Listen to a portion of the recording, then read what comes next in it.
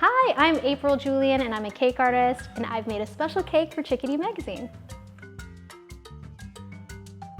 This cake took a whole day to make, and I used funfetti cake inside with a strawberry buttercream. It's delicious.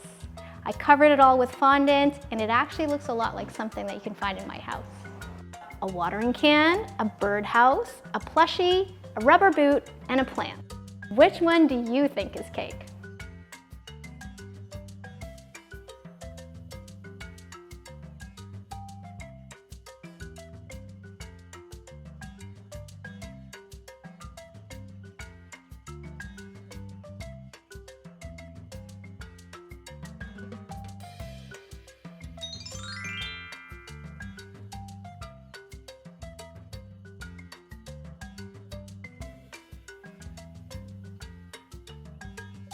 April Fools!